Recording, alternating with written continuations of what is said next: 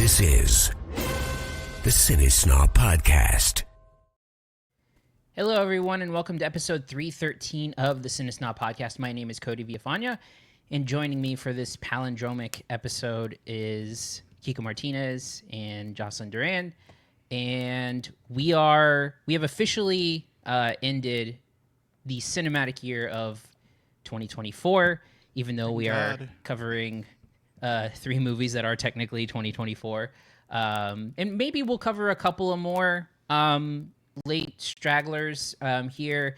You know, it's that weird time of the year where a bunch of the award stuff has opened limited in New York and LA and slowly creeps its way out to the rest of the country. But yeah, I mean, it's a reflection upon 2024 in cinema, which will be covered in just a little bit from our top 10 list. But Kiko, what is your headline overall for movies in 2024? My overall headline, I guess it would probably have to be something like overrated, overratedness. There you go. Okay. Overrated Overratedness. cinema. Okay. Yeah. I think that's fair. Jocelyn, now you have only been on here for the last several months, like the second half of the year. But so you kind of have a different view in that most of what you saw was at least decent, right? Yeah, 100%. And I had you kind of filtering it out. You would kind of report back to me if you saw something that I really needed to see. Mm-hmm. So thank you for that. You were kind of like my movie filter. Yeah. Well, I mean, my movie Brita. Well, to be perfectly honest with you, it wasn't that hard of a task because I think it became clear as the movie season ended that like not a lot of stuff from like the beginning of the year really made its way through. I don't think. Yeah, it's funny I say that because literally on my list there's one movie I think that came from the first half, maybe two, but one that you suggested specifically that was like at the beginning of the year. Yeah, for sure. And I think of mine on my list, like maybe three or so are from earlier in the year. But yeah, and then, you know, heading into the coming weeks, we're going to have January movies and February movies, which, you know, this is the most laborious part of a film critic's life is January and February of everything. Kiko, do you remember the last good January movie? There's been a couple. Ooh, that's a great question. Yeah, I always go back to that. I'm not sure. There's always one that's like passable, that's not great, but like ISS last year was fine. I mean, it didn't like kill me to watch that movie. It was about the cosmonauts and the astronauts that get into it in space, and they find out that there's a war happening. But I mean, I didn't flip over it or anything. But I remember when The Grey came out. That was an interesting film for me. When Liam Neeson and the Wolf movie, I thought that was a really deeper than it needed to be type of, or deeper than I thought it was gonna be type of film. So that kind of surprised me. But I can't remember like the great film. Can you? What are we talking about? What are you thinking of? Well, so there's a few that come to mind for me. I mean, they're not. I don't know that you would consider them great, but like memorable January movies for me, and they're all old, right? Like or older. Cloverfield, a movie I love, was in January. A movie that I think you and I both like, Youth in Revolt, the Michael Cera movie, was January. Right. Cedar Rapids was February, like early February.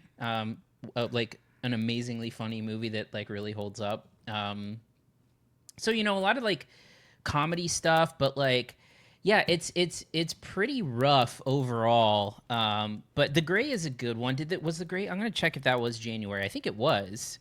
I want to say it was, but I could be wrong. Yeah, that movie was January 27th, 2012. Wow, So I can't remember. I can't remember. I can't believe I remember that far back. Yeah, well, I mean that shows you, you know, just how bad January movies are, because we can remember movies from 12 years ago that were good, because that's probably maybe the last time it happened. But we're still here in 2024. We'll start covering January movies next week, which we'll kind of preview a little bit later. But for this week, we're going to jump right into our top 10 list of 2024. It's funny because I think our old friend Jared still listens to the show, and I'm going to say a sentence that Jared and I have talked about every year for the last 10 years, seemingly, which is like, it felt like kind of a weak year in movies, which I think I'm starting to realize that maybe certain years were stronger than others. Yeah, I can definitely agree with that. I think just trying to come up with my list, I was like, man, there wasn't a ton to pull from this year. Well, in Kiko, I think you and I have been doing this for a long time. You longer than me, but like top 10 lists are always kind of challenging, but a lot of times it's challenging because you've got 10 movies that you love and you're trying to, or more than 10 movies that you love sometimes, and you're trying to like kill your darlings and kind of like leave out some things. This year I had a really hard time because I would say at least half of my movies have like things like fundamental problems I have with the movie. Right. Mm-hmm. That like the movie is better than anything else, or there's like pieces of it I love, but like I don't feel super enthusiastic about maybe half of my list. Yeah, So yeah. I You said totally 10 movies that you love, and I would argue that this year it's not even close to that. It'd be like 3 movies that I love and 7 movies that I thought were pretty good. Yeah. So I mean, I've been talking to somebody about, I think, like my number 5 or 6 picks and how much of a problem I had with a specific ending. So I'm not it's easy for me to still critique things that I put on something like a top 10 list. And it was hard this year. Oh, something else I recognized too, and maybe I had before, but especially this year, is just, oh my God, there's so much content. It's impossible to watch everything. There's just so much stuff out there with all the streaming that's happening and of course all the theatrical releases. But like, I don't see how anybody, could watch everything. It's just impossible. Yeah. Yeah. And Jocelyn, you felt the same way about your list and your 100%. enthusiasm. And I'm kind of a ending snob. Like if a movie doesn't end well, it will literally turn me off to the rest of the movie. I can be really kind of harsh, when it comes to how it's ended, because I mean, you're literally like sticking the landing kind of. So I totally agree with Kiko, where there was like so many where I'm like, I like elements of this movie a lot, and then they did this that is really confusing and ruined it for me, kind of thing. So Yeah. Kiko, without giving anything away of what the movies are, would anything from your list have made your top 10 last year? 1 and 2. 1 and 2. Okay. Yeah, that's it. Yeah. I would have to think about mine and look back at my list, but I would venture to guess maybe the same for me. But yeah, well, we'll see. So, so we'll save honorable mentions if either of you have them for the end. And we'll start and go in order, as is podcast tradition here, to go talk about each of ours one by one. And I'm going to start us off with number 10. And I cheated a little bit. You did cheat. I have a tie for number 10. And look, I checked before I did this to see if Kiko had done it before, and he had. So I gave myself permission to do it. So Kiko, if you don't like it, blame yourself. What year was that? 2012. And tell her the funniest thing about that. Oh, Kiko, in 2012, Kiko had a tie for number 9, which is yeah. So he had, 2 10s and a 9, basically. I mean, that is more egregious than anything that I'm doing here today. It's just a real it's just a dorky move. Like, it's just so dorky. It is. Right? You might as well just say your top 11 list. Yeah, just chop off number 10 and then there you go. Yeah, but yeah, so I went with the 10. I went back and forth on which one of these would go in this 10 spot, and then I ended up just like tying the top 2. Is really between 3 movies, and honestly it would have been kind of funny because I wanted to do a 3-way tie with challengers in it, but I didn't go for the joke. But my number 10 is a tie between A Different Man and Dee Dee. And these movies are going to come up later on lists, and so again, as tradition, we'll hold off to see where one of you may have put these movies. But for my number 10, it was a tie between A Different Man and Dee Dee. Kiko, your number 10. Yeah, my number 10 was a smaller, less seen rom-com called Musica. And I thought it was just a really creative film. It's by a content creator named Rudy Manusco. He has a TikTok called Awkward Puppets. So he kind of incorporates that into the storyline. And what's interesting about his story, his real life story, is that he was born with synesthesia, which allows him to like interpret everyday sounds into music. So like he listens to like if he hears a basketball bouncing, he hears music in it, and kind of that happens in his head. So basically, it's about this puppeteer that falls in love with this girl that works at a fish shop, and there's a lot of rom-com Classic kind of story. Yeah, it's a meet cute, but there's a rom-com Like a type fish cute. fish day, rom-com type comfort zones here that you've seen before. I think overall, it was very conscious of trying to skip over a lot of those cliches.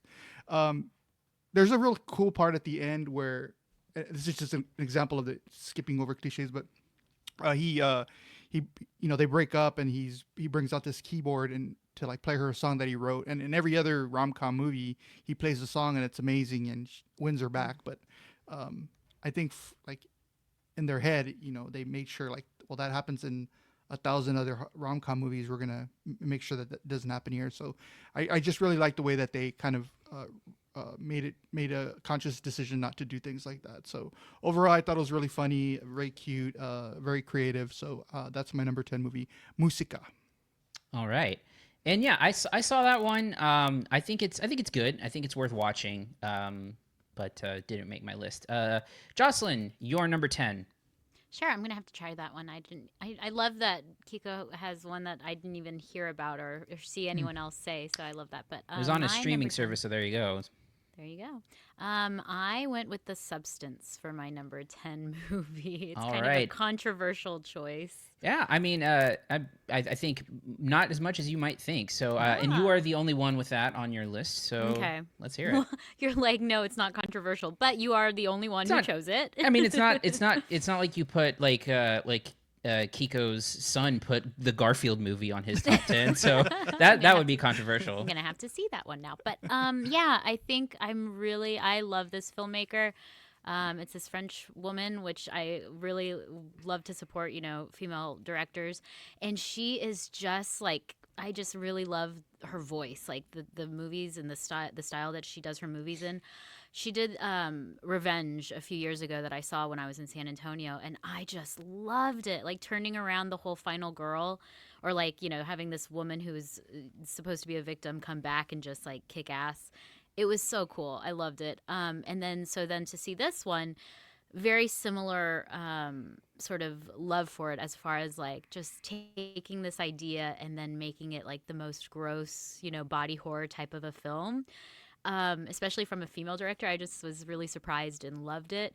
I know a lot of people were turned off by the end because it just really starts getting super grotesque, and I loved every second of it. Like there's a part where the two female characters join into like a huge blob, and she's like still trying to curl her hair, like the little string of hair, and it's just so disgusting. It's hilarious. And great. It's and, so funny. Yeah. And it's so funny. And I think it's even funnier when I recommend it to people, and then they're like, I liked it until the end. Like, what was that? And I just like die laughing because I'm like, yep, it's pretty crazy.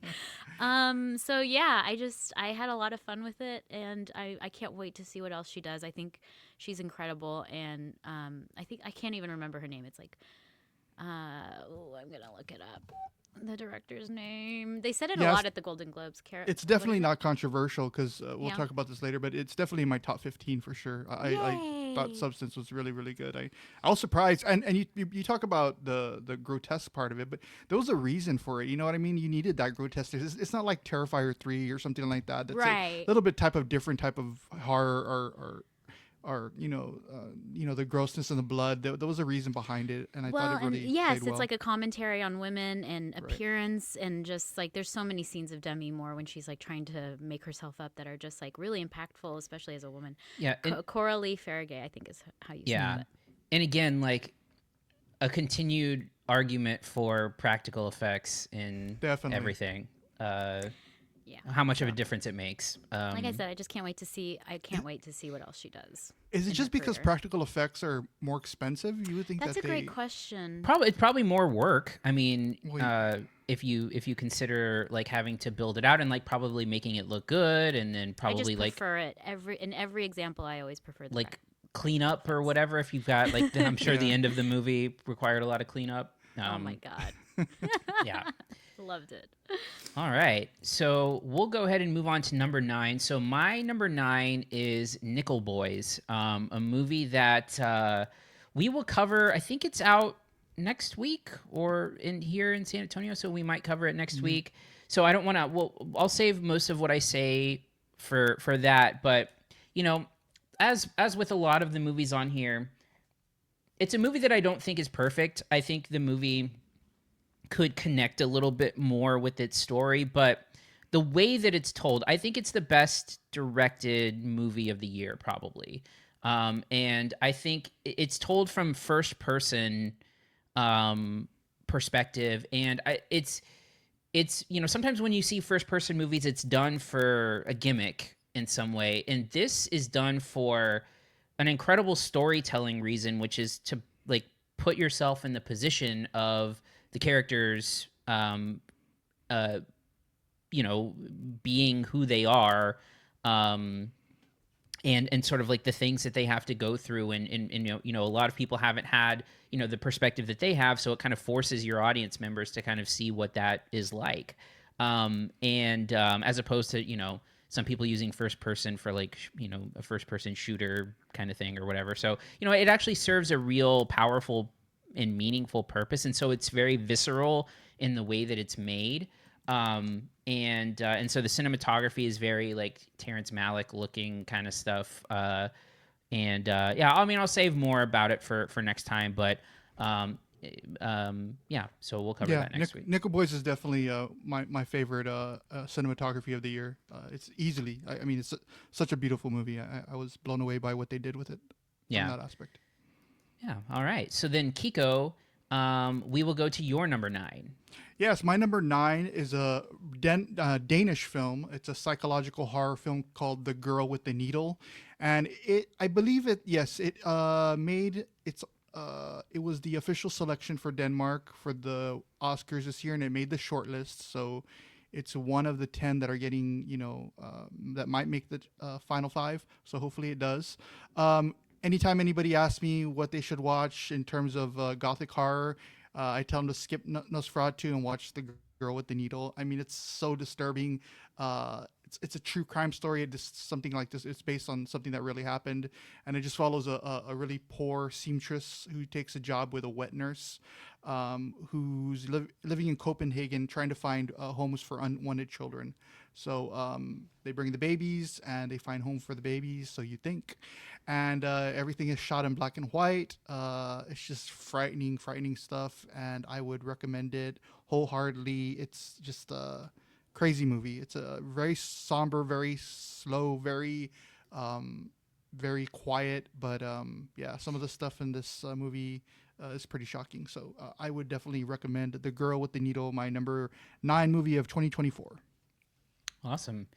And then Jocelyn, your number 9, which I believe is going to come up a little bit later. Yes, is A Real Pain. And I know, I believe someone else has it higher on their list. So so we will circle back to that in just a moment. But we'll go on to number 8, which for me is Dune Part 2, the follow-up to Dune. I mean, so Jared and I covered this over the summer, and both of us kind of had the same take, which was like it was like basically as good as like a blockbustery movie can get, and it's it does a really great job of towing the line between being like total nerd shit and then also being like blockbustery.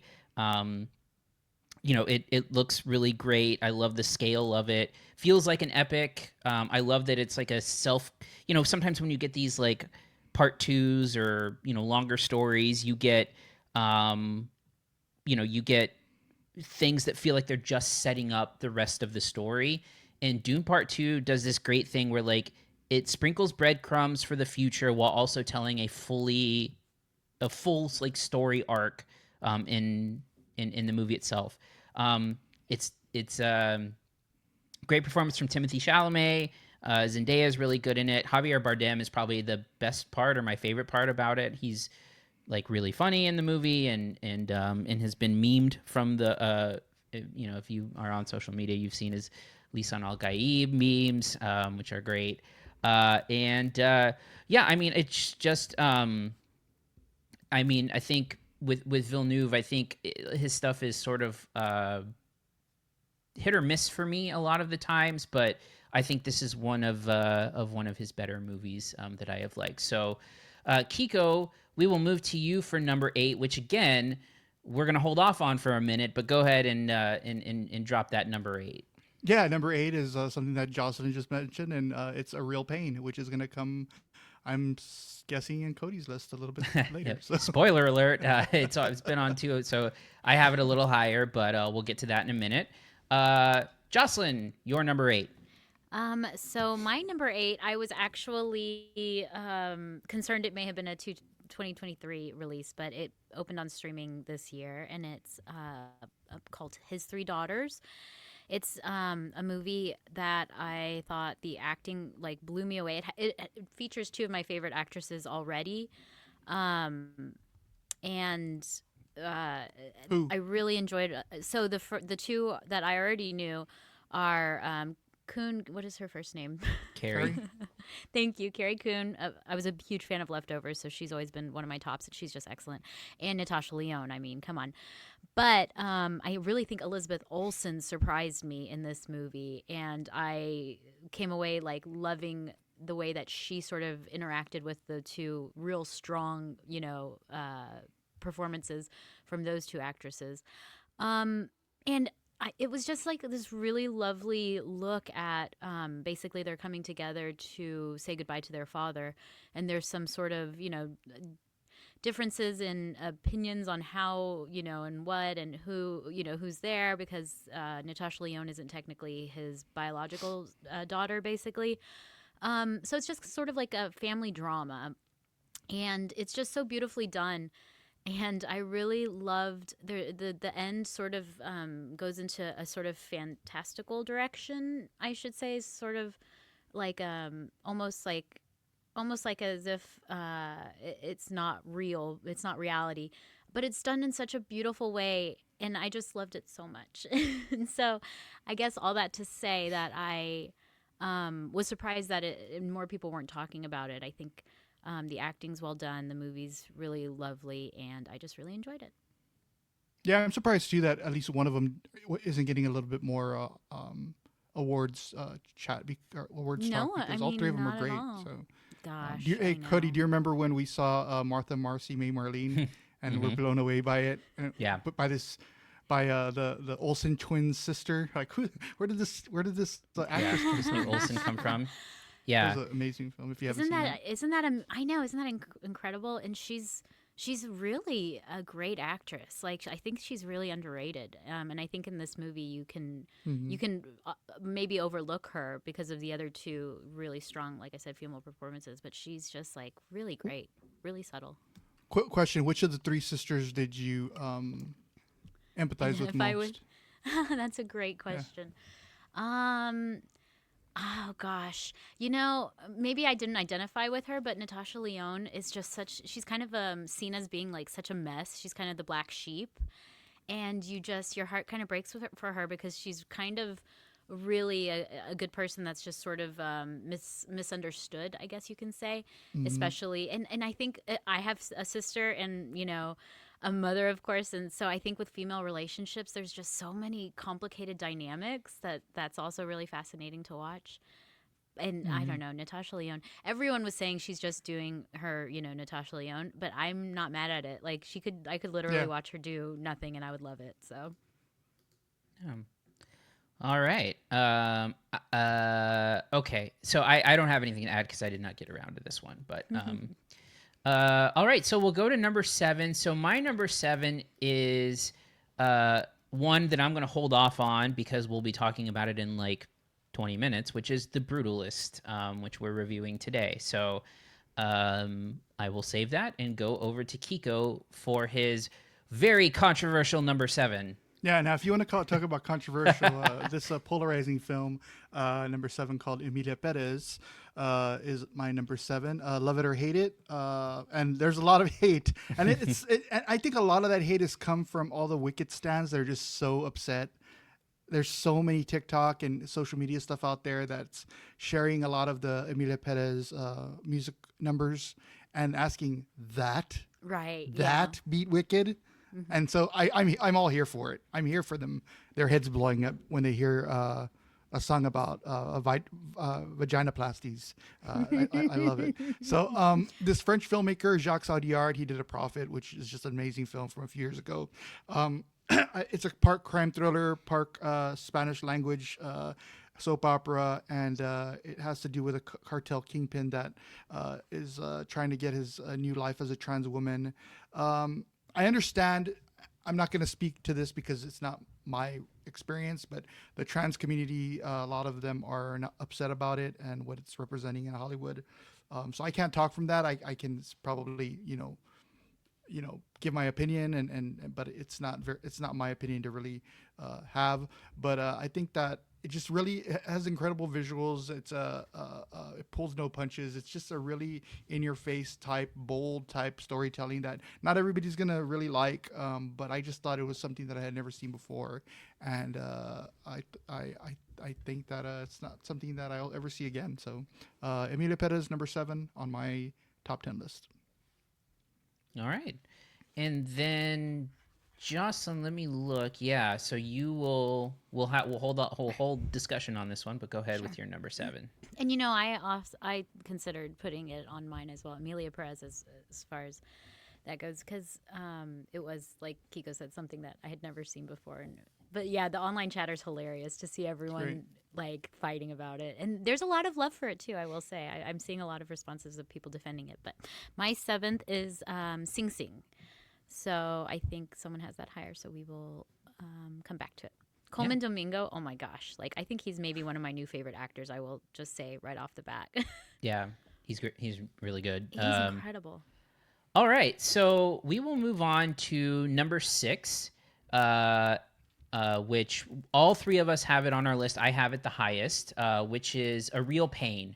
A movie that I saw at Sundance, like literally like almost 1 year ago, and I liked it a lot, and I walked away thinking like, Kieran Culkin is amazing, but again, a year ago we were like just coming off of Succession, and that character had like a little bit too much of Roman in it, and I remember thinking that it's well written.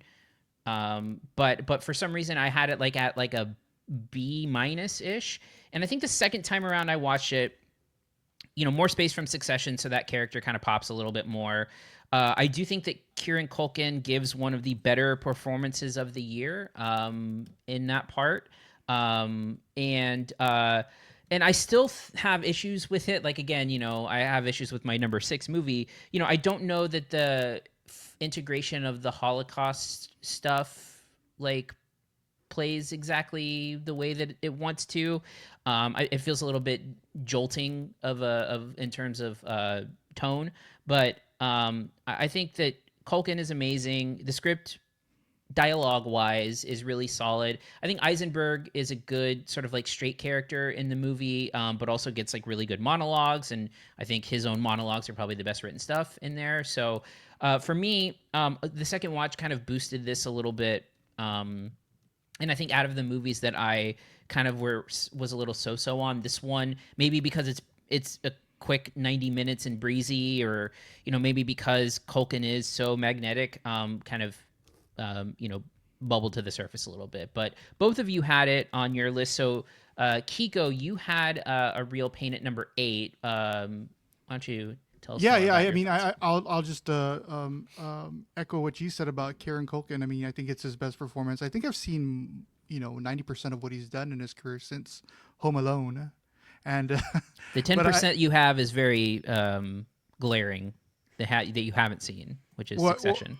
Oh well, I mean, I'm talking about films though. I'm not talking about TV Right, shows. yeah.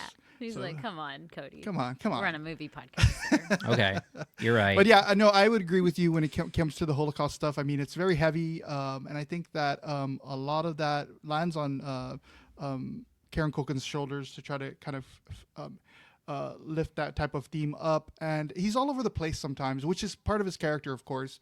But just thematically, I think it misses a little bit. But overall, I mean, you said it correctly. I mean, not just one of the best supporting performances of the year, but one of the best overall.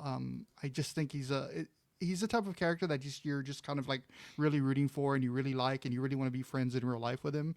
And so I think it's easy it was easy for me to kind of like get close to that character and watch as he journeys through this thing. There was a few things at the end that kind of didn't really land for me, with like the visit to the grandmother's house and the final kind of couple of scenes. And so I wish that there was a little bit more of an oomph factor in that, which didn't happen. But hey, I put it at 8, you put it at 6, and Jocelyn put it at 7.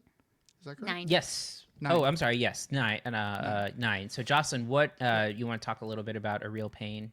Yeah, I mean, you guys both mentioned Kieran, and he won the Golden Globe for it, and he is great, and I really, walked away with him as kind of the star. And now that I've had some time to think about it, and I even his, sort of speech at the Golden Globes, I really think Jesse Eisenberg, it's a great first movie from him. Like I don't think.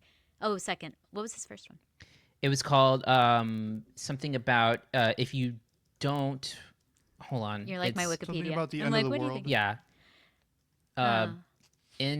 It's called When You Finish Saving the World. Okay, well, I need to check that out. This felt like a first film for me from him, but I think he was very restrained with the writing and the directing. I think it showed a lot of sort of discipline to not sort of to just tell a nice story, basically.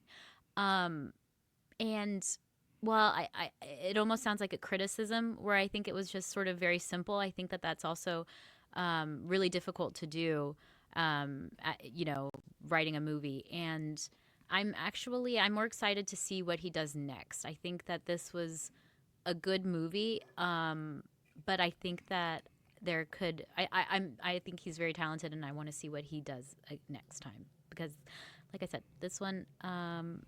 It's good. It's a nice little movie, and I don't want to say that as like a bad thing. And if he wins the Oscar, I think it's going to be really interesting, because he's one of those actors that I can see just blowing up after this. I mean, it depends And on he what should. kind of I mean, actor he's you are. great. But Yeah. Yeah. All right. So Kiko, your number 6. what was your number 6? Oh, Real Pain. A Real right? Pain. Yeah. Okay. So my number 6 is my favorite animated film of the year, Memoir of a Snail. It comes by way of an Australian stop-motion animator named Adam Elliott, who did one of my favorite animated films of the past 20 years in 2005, called Mary and Max. And this is about a couple, a brother and a sister, Grace. This is set in the 1970s. Grace and I can't remember the little boy's name now, but there's twin brother and sister, and they're separated after this series of tragedies that happens. And so to kind of like battle against these traumas that she's experienced, she starts hoarding little snails, live snails, but also like little trinkets and keepsakes. And she just like becomes a hoarder with them. And I will have to say, as a parent, this is not for children whatsoever. My kids wanted to see it when I turned it on. I was like, I let my daughter see Mary and Max about a year ago, But I had heard some things about this one, and I'm glad that I didn't, because there's a lot of complex themes about death and very odd things that happen. Specifically at the end, I'm gonna spoil it, but she marries a character whose kink it is to feed her and make her large and take sexually explicit photos of her as she gets bigger. So when she realizes this, she's just like devastated. But anyway, very dark, very unchild, not a children's film, but a very sweet film at the end about a brother and a sister, and very sad. I mean, I love sad animated films. So this is just a very sad, melancholic film, and I enjoyed it very much. So number 6 for me. All right. Jocelyn, you're going to get undercut again here, but you're number 6. I just looked it up, girl. The voice is Sarah Snook from Succession for the Memoir of a Snail. Anyway, sorry, number 6, Tuesday, the Julia Louis-Dreyfus movie about her daughter dying. So that's higher up for someone. So we'll wait to talk about that. Yes. Number 5 for me is Sing Sing. Now, this was my 5. This was Jocelyn's 7.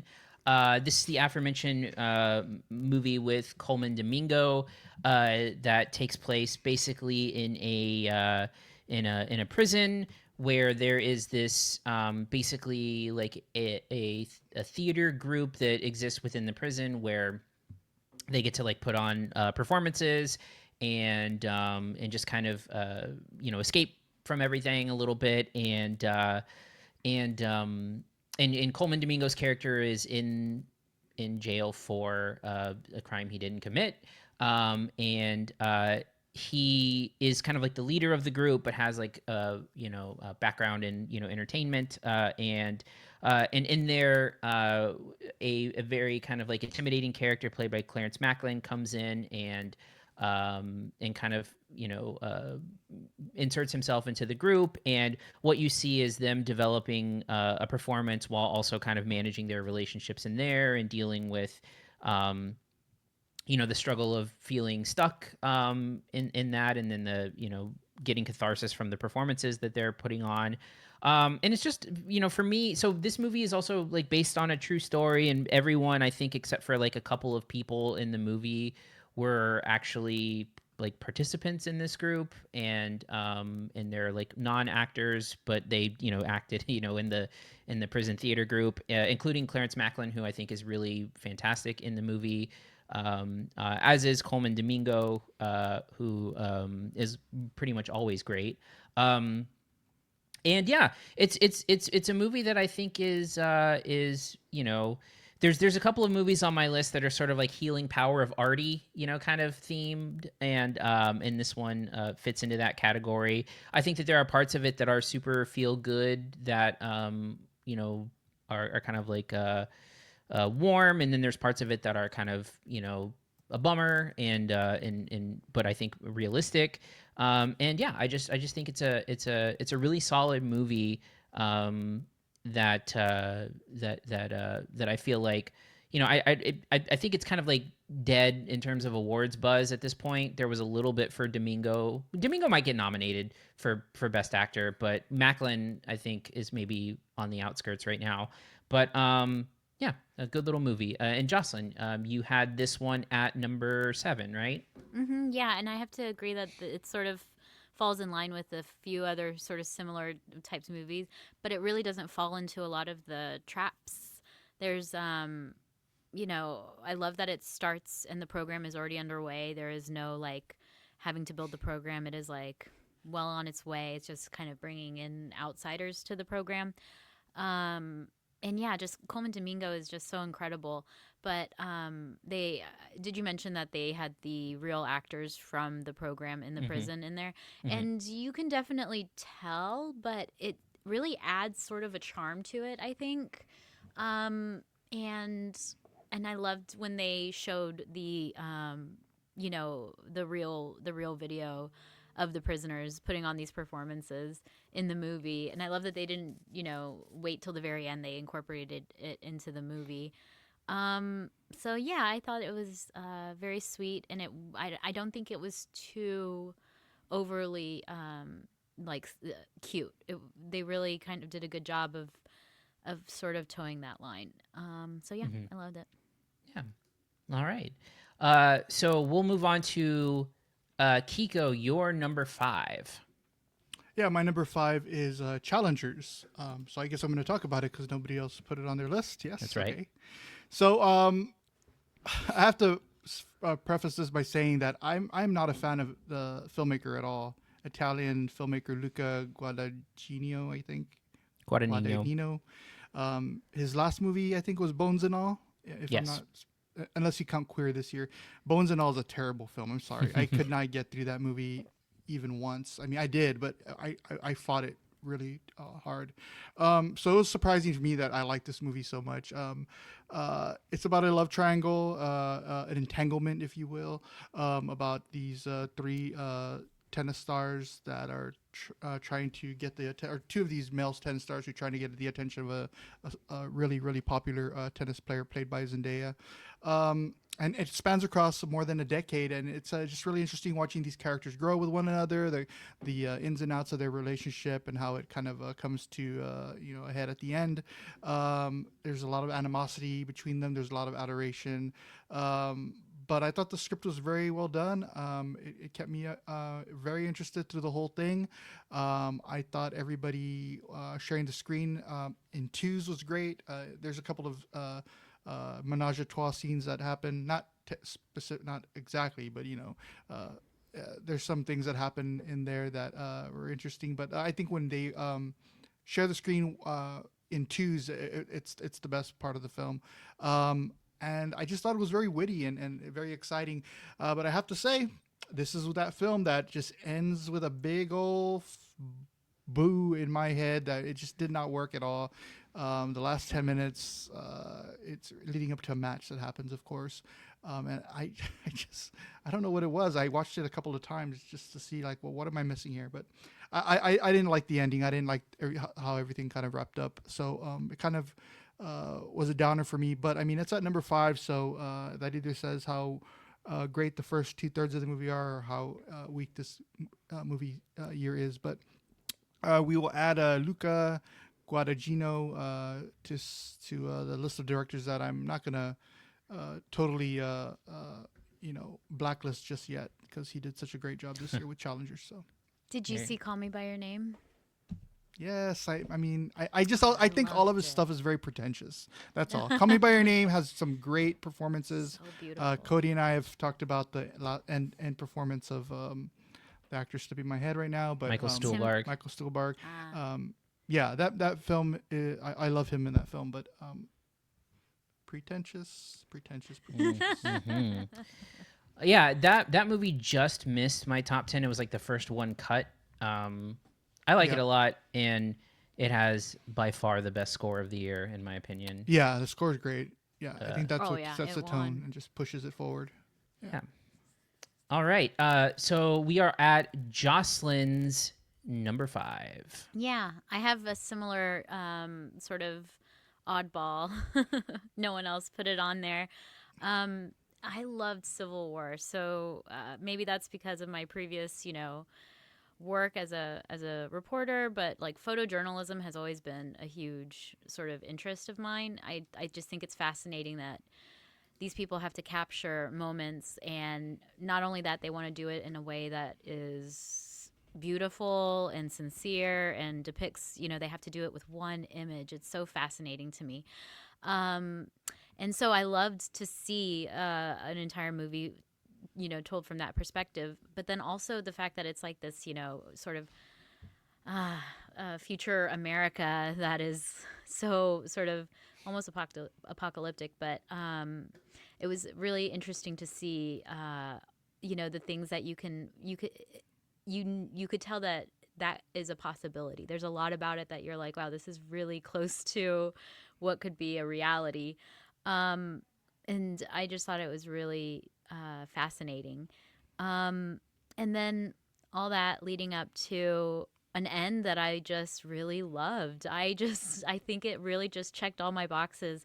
I had heard a couple people recommend it So, I went in not really expecting anything. I thought it was just going to be kind of this dumb action movie, and I thought it was anything but that. Kirsten Dunst is always great. Just, she's awesome. There's some cheesy moments. I won't say it's a perfect movie, but it was definitely one of my favorites of the year. Yeah. All right. Yeah, I think just real quick, anything with journalism in it, really, I'm biased towards it. So you'll see that there's one later on in my list. But Civil War was a great film. I think that the director, his name is slipping my mind. Alex Garland. Alex Garland. Have you seen Men yet? I haven't seen that one. No, So Men was his last one, and Men is such a hard movie to recommend. Yeah. But I would love if you saw it. I would love to hear your thoughts on it because I haven't yet, and I know I need to. It's some kind of it's a little bit of a body horror type film as well. But it's just real dark and who was the lead in that one? I know it was a good. That was the girl. She's Irish, I think. Oh, it was Jessie Buckley, right? Jessie Buckley, yeah. Ah, that's right. Yes. No, I haven't. And I've had a few people recommend it. It's crazy. It's a crazy film. Yeah. I like it. I think I've seen it 3 times, and I'm always trying to get my wife to see it, but I haven't gotten her to sit down yet. But I only liked it a little the first time, and then it just got better and better on the second and third viewing. So I would recommend that. I can't wait. I'm definitely going to watch it. All right, so we're down into the top 4 where we're going to get into a lot of similarities here in our top 4s, which again kind of shows you how top heavy the year was, I think, a little bit. But we'll start with my number 4, which is Ghostlight, and that is a movie that will come up a little bit later, so I'm going to hold off on it. Kiko, your number 4. Yeah, my number 4 was your number 10? Tied for 10, yeah. Tied for 10, and that's Dee Dee. So we can talk a little bit about that. It's a coming-of-age drama set in 2008. It follows this 13-year-old Taiwanese kid nicknamed Dee Dee, who's living in California. I think it's Fremont, California, and he's just kind of searching for happiness, living with his grandmother, and very, very mean older sister. You've seen these movies before, these coming-of-age dramedies. It's hard to say something new, but this is just such a charming film. I mean, he's it's interesting because it's 2008, so it's kind of like during the turn of the social media craze where everybody starts jumping online to tell their stories, kind of like 8th grade type of film. But I just like the first love. He's looking for new friends. He finds them. He does anything he possibly can to keep them. They're skater friends, so he lies to them about being able to shoot skater videos. So I think it was very genuine. I think there's a lot of uncomfortableness to it as well. Thinking back to when I was in middle school, was the most uncomfortable time of my life, and I think it's the same thing for this kid. Going through the humor and all the vulnerability of it, and so. I just think it was one of the better coming-of-age films I've seen in a long time, and I really enjoyed the character, enjoyed what it had to say about the son and mother relationship. So I think, it was a really strong coming-of-age film overall. That's why I put it at number 4. Yeah, I mean, for me, I had it tied for 10, and it's another movie I saw almost exactly 1 year ago at Sundance. It was my favorite movie that I saw at Sundance. And it's an interesting one for me because I am like 4 years younger than the kid. So the kid is like going into high school in 2008, and I graduated in 2007. So maybe like 5 years. Mm-hmm. But it is the movie for me that captures the most like specific nostalgia that I've seen in any movie ever. I mean, it's, there's a ton of stuff that takes place on AOL Instant Messenger. He has a heart-to-heart conversation with Smarter Child, which I've never seen in a movie before, and which is again such a specific there's a thing in the movie where one of his friends sends a link to meatspin.com, which was one of those like shock websites, and his friend basically disguises it, or not disguises it, but says like, hey, you got to check out this new site, it's super cool, and puts a link to it. Like, me and my friends did that, like that exact thing, except for we would hide it. We would hide links and other things. So we would be like, oh, like we wouldn't put meatspin.com. It would be like, oh, hey, check this out. Check out this cool CD I found. And we would literally put a different link in there, but it was linking to like, and it's like that kind of stuff where it's like, this is so specific to what my teenage years felt like. And for that reason, like I had like such a, like, just like the stupid shit in it is just so spot on perfect. And so it feels like a very personal film. For me, the reason why it was at 10 and not higher is that I do think that the main character is like maybe like 10% too much of a dick to make it to make him feel like sympathetic or empathetic. But I mean, it's got great stuff. I think Joan Chen gives a really good, like, heartwarming performance in the movie. But yeah, no, it's really solid. It's super nostalgic. If anyone is like a millennial, I think it's like, you got to watch it, because I think there's at least some portion of it there's also this like great scene, again, just details of like, you know, him like browsing over a girl's Facebook page to see her favorite movie, and then like starts to talk about it and pretend that he likes it, and then it comes back to bite him later. But what was her favorite movie? A Walk to Remember. Yeah, that makes sense. That's a very specific moment in time. Yes. How funny. I fear the time where we're old and gray and a coming of age movie comes out that's like now, like the kids watch today, or yeah, with Hawk Tuah girl exactly. references. All right. Cool. So then we are now on Jocelyn's number 4, which was also interestingly tied for my number 10. You guys both had number 4s that were tied for my number 10. Go ahead, Jocelyn. Oh, that's funny. So I had A Different Man as my number 4 movie. This really fantastic little weird movie that came out this year that I was really surprised by. And I really think what I was most surprised by is that Sebastian Stan is an excellent actor. Like, I had no idea. He's incredible in it. And there's just, I found it so funny. Like, I really loved this movie.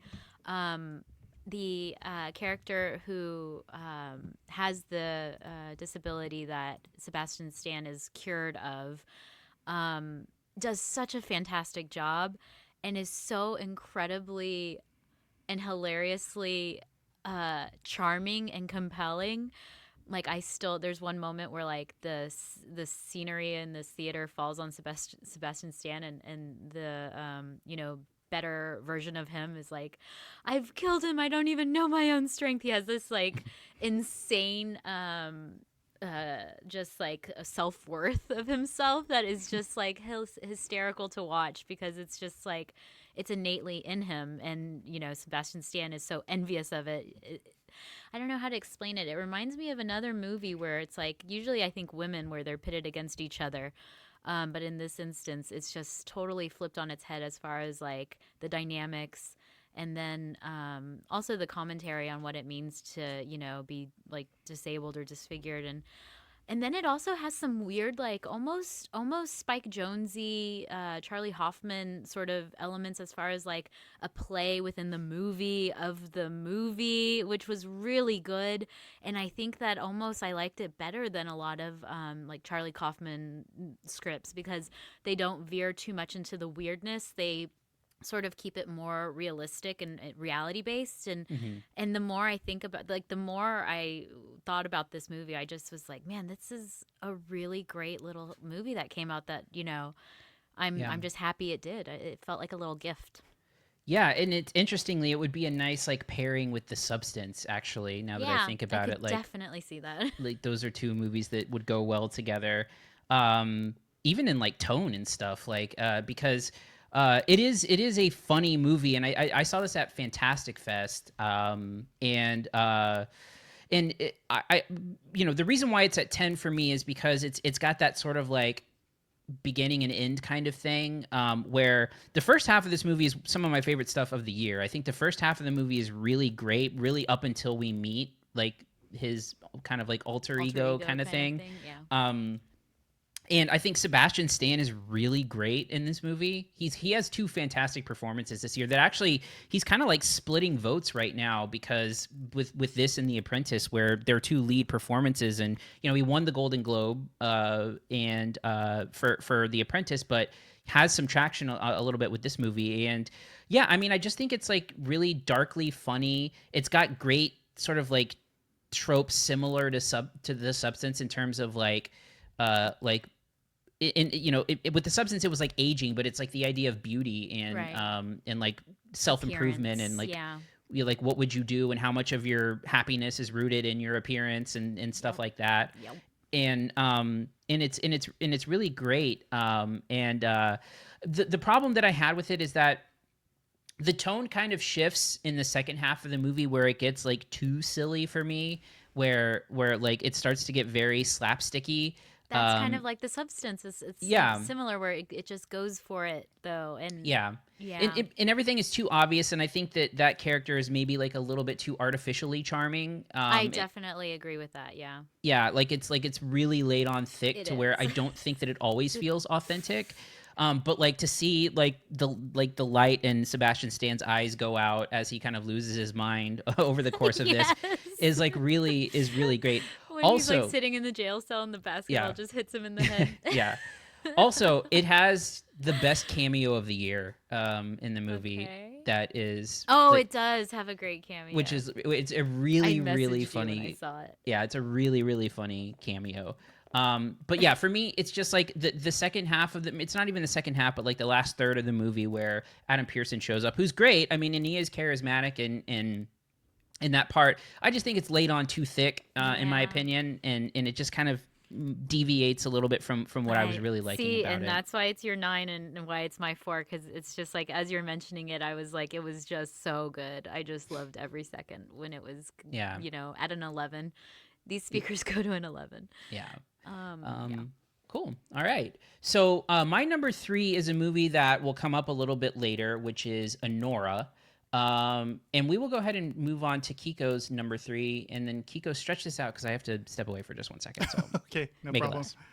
Well, yeah, we can talk about journalism, right, Jocelyn? My number is it 3 Civil is War? September 5th. So this is set during the 1972 Summer Olympics in Munich, Germany. And it recounts the time when the Palestinian militia group took members of the Israeli Olympic team hostage inside the Olympic Village.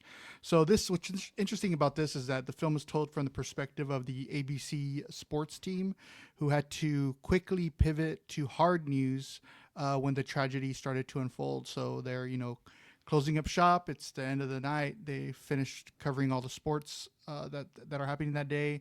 They're getting ready to go home, and all of a sudden they hear gunshots, and they don't know what's going on. And then little by little, more information starts coming in, and they have to quickly become hard news journalists. And it's just a really emotionally charged, felt very urgent. It feels like it's in real time happening, and it's just a gripping film about journalists and the things that they have to do to get the story out there. It brings up a lot of questions about what we're facing right now in journalism, and what's real and what's not real, and people trying to be the first ones out there to break a story when they're not 100% sure whether or not they got everything completely right. So all these high pressure conditions that they're facing really rings true even today, 50 years later. So I really thought it was a really strong film that talked a lot about what's happening in today's society and today's media landscape. And I thought Peter Sarsgaard, as the leader of these sports journalists, he does not want to give up the power to tell this story that has been dropped in their laps. I think there's a part where ABC is like, your sports, let it go. We're going to take care of it. But he's like, no, we're going to do this. We're here. We're the closest to it. We can tell the best story, the most impactful one. So I love the fact that they were able to do that. And I don't know if you already know what happens, but it does not end very well at all at the end of this hostage situation. So it's a really profound and really sad film. But overall, I thought September 5th was just a very gripping and powerful film. So number 3 on my list for 2024. Yeah, just missed my list. It's an honorable mention for sure. Peter Skarsgård's great in it. John McGarrow's great in it as well.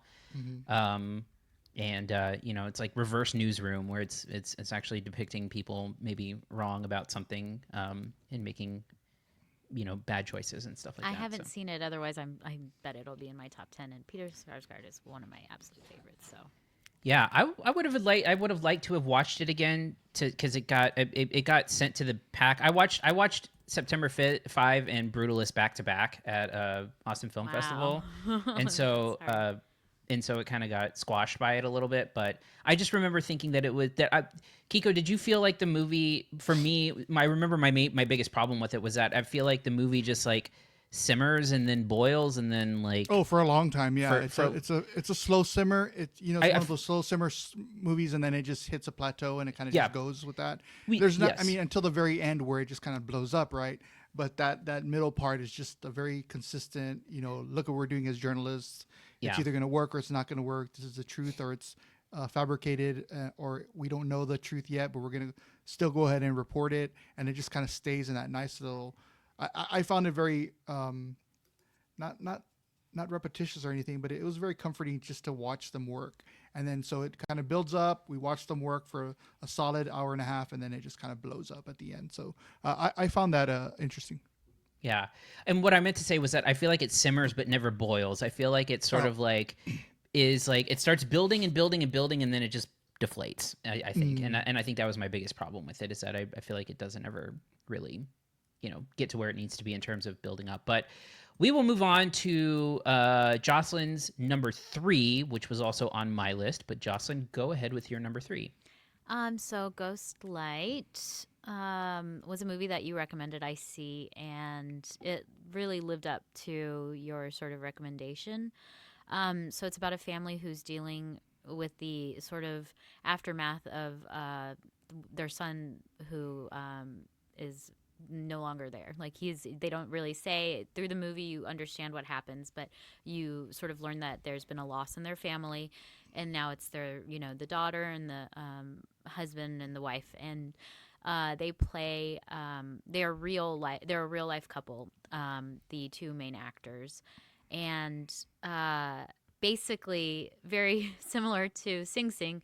It's sort of theater as therapy for the father, and it's just it's a great performance from him. He's this big like Midwestern type guy, and they're putting on a production of Romeo and Juliet, so it's kind of I was sort of like, really, Romeo and Juliet, like that just seems bizarre, and the whole theater group is kind of like a sort of it's like community theater. Yeah, it's community theater, and they're just sort of like misfits, sort of like Island of Lost Toys types of characters. Like they would never really interact in real life. They're just like kind of all different types of characters. But I think there's one part in the movie it's building towards basically at the end, and the way it's done is so beautiful that I literally just like burst out into tears as soon as I saw it. And Cody knows, it's just like, I think they did it in just such a beautiful way. And just to kind of explain really quick, the ghost light is the light that they leave on in theaters so that the ghosts have a way of seeing around, so that they don't basically they won't interrupt a performance and that kind of a thing. And so that's where the name comes from.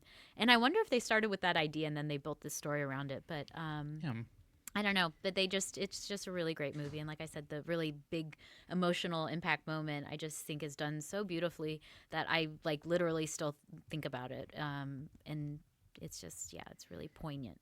Yeah. And so you mentioned that it's a real life couple, but also they have a daughter, a surviving daughter, who is also their real life daughter. So it's like a family of 3, real life playing a family of 3 in the movie. And yeah, I mean, it's just a movie that is really like beautifully subtle for a whole lot of it. And in the performance you mentioned from the father, Keith Kupfer, is maybe my favorite performance of the year. I mean, I think it's definitely up there, where he plays a guy who is like who is so like avoidant that that he can be like perfectly like, because he's like a quiet guy normally, and then just like explodes in certain scenes. And the movie's really interesting because like each person in the family is reacting to grief like a little bit differently, but the father and the daughter like clearly have kind of like some connective tissue of like maybe some anger problems and stuff like that. And just to see them go through their grief, and then there's a great one of the places it all comes to head is in like a deposition scene where I think is like incredibly powerful.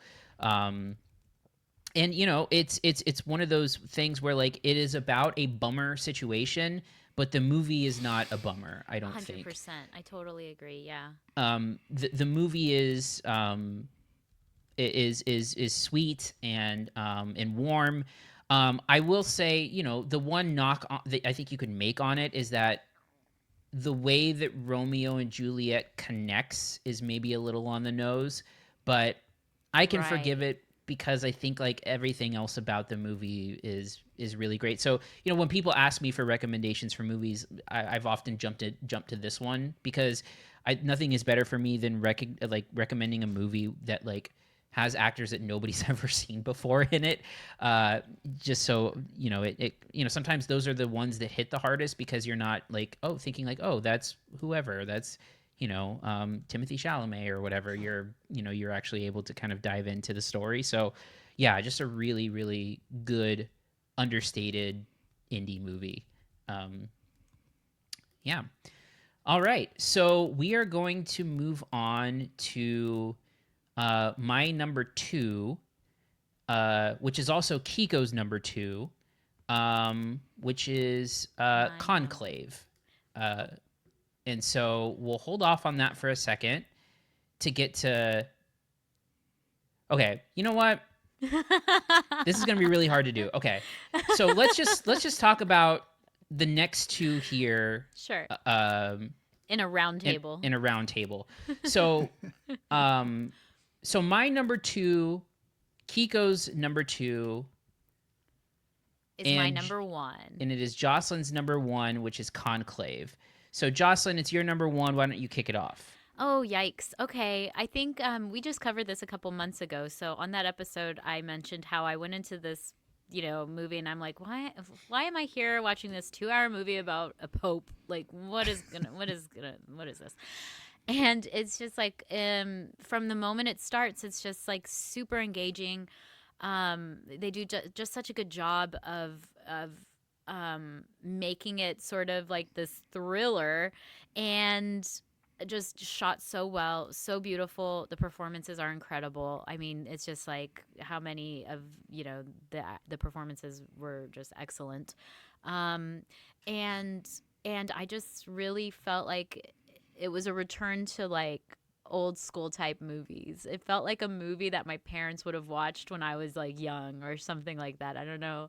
I know Kiko's shaking his head because I don't know how to explain it, but it almost feels like going back to like when movies were like this. We're like just good, and it doesn't have to be like flashy and crazy. It's just like an excellent little movie. So yeah, I mean, for me, I think in this is a movie that really popped on rewatch for me. I liked it a lot when I saw it, but when I watched it a second time, the movie is just like, it's just a well-oiled machine kind of thing.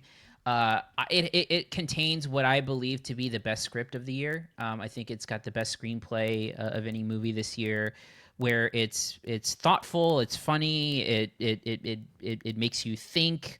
It kind of keeps you on your toes a little bit. It plays out like a mystery. It's got like these old white men mostly being super catty and that kind of thing. I think Ralph Fiennes is incredible in the movie. Again, one of the top maybe 5 performances of the year. I think that it comes together really nicely in an ending that I think really works. And you're talking about like the type of movie that it is, and the idea that it feels like a throwback. But for me, it feels like the lost art of this sort of like mid-budget, made for adults movie. Right. The Yes, the that's sort of exactly it. like the year where I think it was like 2007, where it was like Michael Clayton, No Country for Old Men, There Will Be Blood. Like, it's like that kind of thing where like those movies are made for like adults. They're not trying to target any other Right. audience other than like There's going adult to be people. no action figures on Conclave. Right. It's not a big blockbuster. It's not a showy fireworky movie. It doesn't have like crossover. It's just a movie for grown-ups. And I There think is an explosion, though. there is an explosion. Oh, that's true. That is true. But for me, it's just a movie. It's a movie for grown-ups, and I think it really works. And I think too, I went into it with some skepticism, just in terms of like, religious beliefs and stuff like that. But the idea that the movie, sort of like tiptoes around what shouldn't be an interesting subject at all, and just makes super compelling, a super compelling story out of this very, what you might think would be a monotonous thing. So yeah, just super well executed, super well directed, and really well written. Yeah, Kiko. Yeah, and it is funny how people can think certain people can be biased about films, but Cody and I are probably a couple of the most unreligious people that you can possibly find, and we just love this movie so much. I would agree with him that it is the best screenplay of the year. I hope it wins. I really hope Ray Fiennes wins. I just really want to see he deserves it after his body of work as well. His entire career, I can't believe he hasn't won yet. And I would also agree. I love the term of a grown-up movie for grown-ups. It's exactly what it is.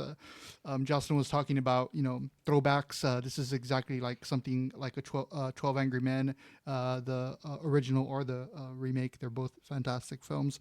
So going into this, you're thinking about the Pope and what it takes to, nominate, and that entire process doesn't sound like a fun Friday night to me, right? But you go into this, and it was just such a fascinating, slow burning and unpredictable narrative. I didn't see anything coming before it actually happened. I was surprised at every turn, and this is easily the best ensemble cast for me of the year.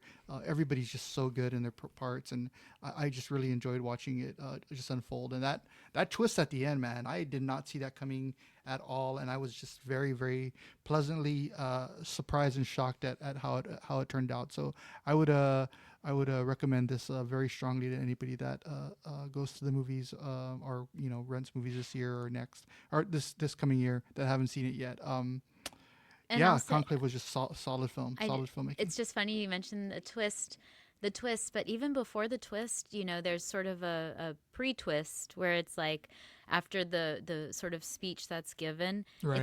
It's really kind of cool how quickly all of a sudden it's like the rest of the movie like progresses. Right. It's like this like moment happens, and then it's just like it's done so well. And I think I never even thought about that until you guys were mentioning the script itself, and it's just like the timing and the pace of it is just like exactly when it needed to happen. Something happened, and then the end of the movie, and then the additional twist. It's just like I don't know. It's just like such a treat. I love great movies, isn't it? Isn't it nice when there's good movies?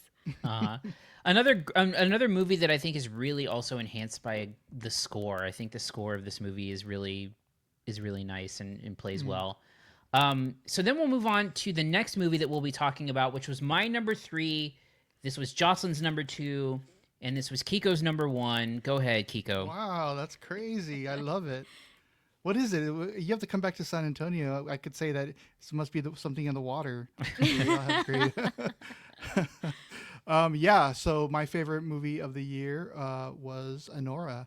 I mean, this would be on my top 10 list any year. I just thought Mikey Madsen was just a phenomenal find. I mean, I had seen her in Quentin Tarantino's last film, and I thought she was great in that. And I was like, I didn't know who she was. I had never seen her in anything before. So when I got a chance to see her in this, I was like, oh wow, this is she's very genuine. She plays it to a T. I mean, she's playing this adult dancer, I guess, and then. I don't know what kind of research she did to prepare for this role, but whatever she did, she got it right, in my opinion. she's just so, I don't know what it even is. It's like a mixture of like charm and trash. I don't want to say that like it's a mean thing, but she has this like trashiness but this charm to her that's just really it's just like a powerful type of character. I don't know how to explain it, but just the story itself is just one of those that's just you don't see where it's going, and it's just it becomes just like almost like a road trip film where they're just going through the scenery or I don't even know where they are. They're in New Jersey, right? They're going through New Jersey trying to find this guy. And it just it just one of those movies that just keeps on pumping out, almost like Adam Sandler's film Uncut Gems. It felt like that, but maybe not as urgent. But it just felt like it just kept going, and there was just like this energy behind it that never stopped. And so I really enjoyed the way that it made me feel in terms of like just kept on pushing out that like really adventurous spirit of itself, and I just really enjoyed it. I mean, I think that I think it was there was a lot of things that are just really funny. The ending is very heartfelt. I don't know. It's just like it has that like fairy tale, of course, feel to it, Pretty Woman kind of thing, but it just felt very modern and very it was a very telling film for me this year in terms of just getting the characterizations right and the narrative correct. And so Anora is my favorite film of 2014. 2014? Sorry, 2024. Yeah, no. Yeah, I mean, so yeah, I had Anora at number 3, and yeah, it's a movie that I think is like it kind of is not, I think, what you think it's going to be in many ways, because it is sort of like a like screwball madcap comedy at its core. And I know Jocelyn, we differ from the things that we like about Anora, which kind of shows how interesting of a movie it is. That's so true. Where like for me, the stuff that I love is like the middle section of this movie is a total blast, right? Where they're just like they're bumbling around New York trying to find someone. You've got Anora being like like a spoiled brat. Yeah, a total pain in the ass. Yeah, pain in the ass. You have two like bumbling so henchmen who are really funny and don't know what the hell they're doing. And then you have Yora Borisov, who is I talked about this in depth in the episode we did on it, but like a character who is just sort of in the background when he's introduced, and in the background for the first like half of this movie. And then like you start seeing things unfold between his character and Anora, and then immediately just sort of like pops off the screen and becomes a character that becomes like total background, set dressing to like the heart of the movie, which is just such a great like trick that Sean Baker pulls. Yeah, turn of events. Yeah, and so I think the best part about this movie is that middle chunk where it's really funny. It is also powerful towards the end, but it's just a really fun movie, and I think Sean Baker is sort of on a hot streak right now between his last 3 movies are The Florida Project, Red Rocket, and now this, which are all like, I think Red Rocket's the weakest of the bunch, but The Florida Project was on my best of the decade list, and this movie is I think his second best behind The Florida Project. So yeah, I mean just a really fun movie. And Jocelyn, your thoughts on Anora? Yeah, and I'm glad it isn't as heavy as Florida Project, because I feel like he's kind of known for sort of critiquing like the American dream and sort of showing like the underbelly of America is sort of like what his sort of thing is. And I'm glad to see that this was done in such a fun way that he can do it also in this kind of really compelling way. And it doesn't have to be such a bummer, because you're right. It's so silly, and I'm gonna go back and I'm gonna watch it again, because I think I'm going to enjoy it more knowing where it ends up, because I sort of saw that silliness as sort of like what's happening, why is she that kind of thing. It was sort of like pissing me off a little bit, but now that I know that there was a direction that he was headed, and like you said, had this trick up his sleeve, I think I can kind of relax during those moments and enjoy it more. I'm definitely going to go back and watch it. And something I wanted to say, I'm going to quote Cody and say, it would have been my number one. I feel like if she had been like 5% less of an asshole, sort of like what you said about Dee Dee.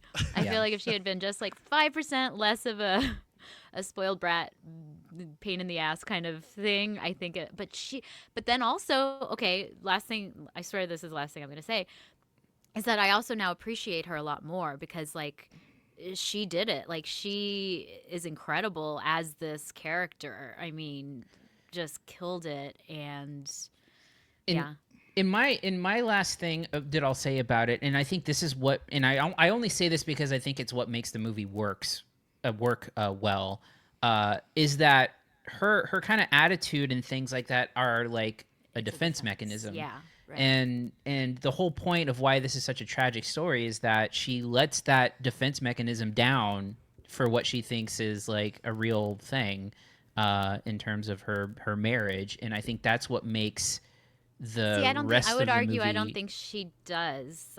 I don't think she ever lets it down because she's always she absolutely playing, does. No, because she's playing a role. Like she's not when they're getting married. It's like a thing. I get that, but there's that like scene where she knows what she's doing. Like she's not. That's what's so lovely about what happens where it goes with Igor. What is it? Igor. That's why it's so beautiful because that's when she is like legitimately herself. He fell in love with who she was. She was never who she was when she was with Fonny, if that makes sense. In my opinion. Yeah, but there is a scene where deliberately he suggests marriage and she's like, don't mess with me. Like, so she clearly wants this type of thing. So but that's she does also kind of a tactic. But Cody, I think it's a tactic too. Yeah, I think it is a tactic. That's a very interesting scene. That's a very interesting scene. But then the whole thing hinges on her trying to hold together their marriage and then meeting her parents, and she's still trying to hold up the marriage. She's not gonna get rid of that money train. Are you kidding? Oh, I don't think it's hang on. No. It's a billionaire lifestyle that she is after. She wouldn't have been so crushed by that process had it not been Cody, real did you on some level. Do you think the stripper fell in love? Oh, do you fall in love with them at the? I feel like I have to. Oh no, Cody! I can't. That was a tactic. There's no possible way that it was a tactic. I feel bad. I feel like it's like maybe it's because. So then, why is she ever upset at any point? Because it's just about money. Him. There's no way. She's manipulating him till the end. That's why it's so beautiful that she finally. Then why does she fucking cry at the end of the movie? Because she finally that's after. She cried because of what Igor did for her. Yeah, we have different takes on this movie. Yeah, it's an interesting take because I love that scene where it seems like she really wants to get married, but there's some I don't think as much vulnerability in her as Cody thinks. I just think, I mean, I don't know. But I think the notion that she's the whole time that she's still trying to like uphold this thing is all for money. I don't think that that's true at all. I mean, maybe no. I don't think I would never say like all of it. Well, that's like, what you're presenting. If you're saying it's not, if she never really had feelings for him, no, and I'm not. All I'm putting saying on. it's still a mask that she is wearing. As far as like this, I'm like marrying this billionaire and we're in love. Like you can be in love but still play a game. Like she's playing the game the whole way. She doesn't become who she is genuinely until the end with Igor. That's when she's like her authentic self. When she's like, listen, you bastard. Like he sees who she really is and loves her. That's why it's so beautiful of a love story. Because this man has been watching her the whole time, like quietly and you know what does that make sense? Vanny didn't but I don't know her at all. He knew a Nora that was like a totally. It's like the oldest trick in the book as far as like a performer. She's a performer. She's performing. I think let's give some percentages. Money, love. I'll say 80% money, 20% love. What about you? Oh, I love that. That's a great question. Wow, I think I'm going to even be more like 50-50 on this because I do think that she. I don't know. Yeah, I don't know. I think I'm good at 50-50. You think she's that much in love with him? I think she might think that she's in love with him. That's the whole like thing. Almost an That's existential question because it's like, I think she thinks she is and allows herself to believe that she is at some point, which is why superficial sort of. I don't think that it's entirely it's like a superficial. transaction. It's almost like a transaction. It's like she's like, great, there's this guy who is a billionaire who, I mean, she's a literal sex worker, so they have chemistry from the beginning, you know what I mean? Like, right, but there's moments throughout the movie where she does show signs that it's not entirely transactional with him. Of course, there are moments. So where pick she's a lane then. you're going on both sides of this. I'm saying But she she's just never going- lets it down, Cody. I'm saying it's never genuine. That's what I'm saying. That it's like from.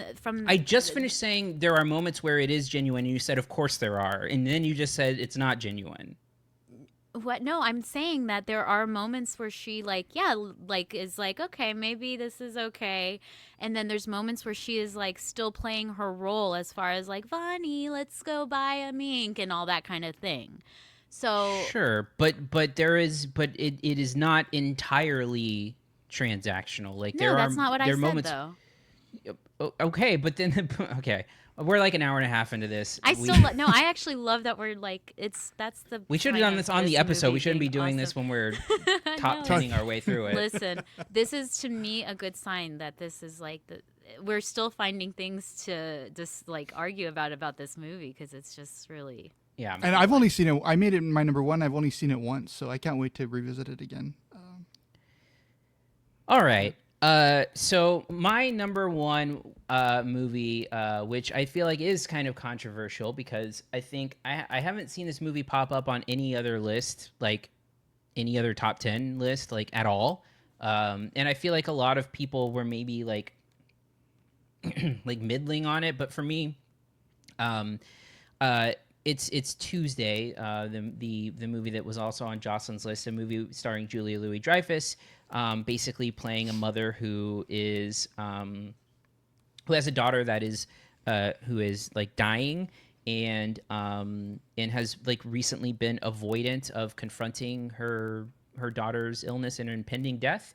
And the movie sort of has this sort of like magical realism of death coming to take her, you know, her daughter comes in the form of a giant bird, and basically the girl asks the bird to be able to say, like, have one more night to say goodbye to her mom.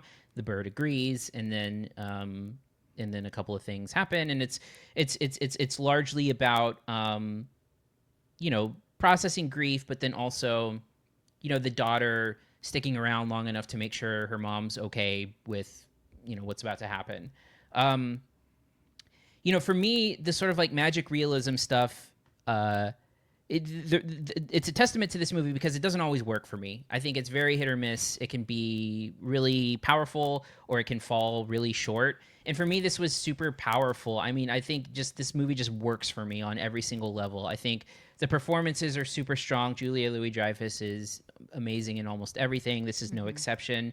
I love the way that it deals with death, and I love the way that it deals with this very particular reaction of like complete and total avoidance in a way that, like, you know, Julia Louis-Dreyfus is actually getting like angry at her daughter for even suggesting that like she's about to die, and then seeing her kind of like slowly come to terms with those things and go through acceptance, you know, whereas this is a heavy topic with like Ghostlight. It's a heavy topic, but not a heavy movie. This is a heavy movie. Like it's intense. And I could see why people wouldn't want to watch it because it is like exclusively about like child death, like, or at least adolescent death. But again, it's super powerful. Takes a lot to get like emotion out of me with a narrative movie. Documentaries, I floodgates, but like for me, narrative movies, tough to make me cry. This movie made me cry both times I watched it. And yeah, I mean, it's, you know, in a year where things were pretty weak, I could have easily put Conclave here as like the best made movie of the year. And, but this one is the one that like had the most emotional impact on me, in addition to, I think, being really good. So that's why I put it number one. Jocelyn, this was also on your list. Yeah, what a left turn from Nora to this. It's like even when you were starting to describe it, I was just like, oh man, yeah, that's kind of a brutal turnaround from that movie to this one. But I will say I was like prepared for it to be devastating. And it's really not as, I think, as tragic as it sounds and as other movies sort of with this subject. I really loved that it was much more like existential about it. It was much more like dealing with like philosophical elements of that, of being a parent and, letting go and all of that. So I actually thought that was really really lovely and not a depressing movie at all, because I think dealing with that subject matter, it could be depressing, but the way they did it did not. I didn't love the magical realism stuff as much. I feel like they had a good movie without all of that, so that's why I put it a little further down on my list. But yeah, I was expecting it to be a huge downer, but it was actually really quite lovely. So Yeah, but I think at its core, you have to be okay with like frank confrontations of death, right? In it. But Now, it's a parrot, it's kind of like that sort of. I'm not takes talking about the heaviness embodiment out of death. it. I'm talking about the act of dying. Right, like for sure. and a lot of people don't want that in their movies. And I get that, and so, me, I don't want to. I definitely am such a baby lately, especially. But I think that they do a good job of sort of like making it, removing it almost from the reality of it and making it more of like this existential kind of idea that is like really, I mean, how do you depict that in a movie? And they did it, so. Yeah. All right, so that ends our top 10 list. I'm going to rattle off a few honorable mentions. I mentioned a couple of them. Challengers, September 5. A couple of this is the first year where I haven't had like either a documentary or a foreign film on my list, but my favorite foreign film of the year was Kneecap, and a couple documentaries. My two favorite documentaries of the year, No Other Land and Sugar Cane, both just missed out. Either of you have any honorable mentions you wanted to mention? Yeah, I have a couple. Some that we already talked about. Civil War was on there. Nickel Boys, Tuesday, and The Substance. All four of those were on there. And then some that we haven't talked about. Nowhere Special. It's a story about a father in Ireland who has cancer. Talk about downers. Yeah. Who's looking for a new family for his little boy. So it goes through that whole process of him trying to find a adoptive family before he passes away, and the weight of that decision. The Remarkable Life of Evelyn was probably my favorite documentary of the year. It's about a young man with muscular dystrophy who passes away, and then his family uncovers that he had such an incredible impact on the people that he played World of Warcraft with in that world. Another film that I have on the list that is a documentary is Will and Harper, and that's Will Ferrell going on a road trip with one of his best friends who's revealed that he's a trans woman now. And then I also put two other ones. Saturday Night I really liked. It's the movie about the first SNL episode in 1975. And then my second favorite horror movie of the year after Substance was Smile 2. And that's my guilty pleasure of the year, specifically because of Naomi Scott's performance. Okay. Any honorable mentions, Jocelyn? Y'all hit it all. Really, check. I stamp of approval. Great job, guys. All right. Well, we are an hour and 33 minutes into this, and we have 3 movies to cover still. So we're doing great on time. So we're going to do capsule reviews here on these movies and get through it quick. So the first movie of the week is The Brutalist, a movie that was on my top 10 list at number 7. This movie was directed by Brady Corbet, and it is sort of like I think what a lot of people are maybe even like mischaracterizing as like an epic movie. I think it's an epic in a sense that it spans a large amount of time, but it's kind of interesting to see how this movie has been sort of like discussed and marketed versus what it actually is, which is like a small scale movie about an architect, a Hungarian architect played by Adrian Brody, who flees Europe. This all takes place in the late 40s up through the 1960, and flees Europe, gets separated from his wife, moves to America where he looks to achieve the American dream, and sort of like struggles through it for a little while until he gets connected with a very wealthy, I guess like a wealthy man that is played by Guy Pearce, who hires him to create a Community center. a community center, yeah.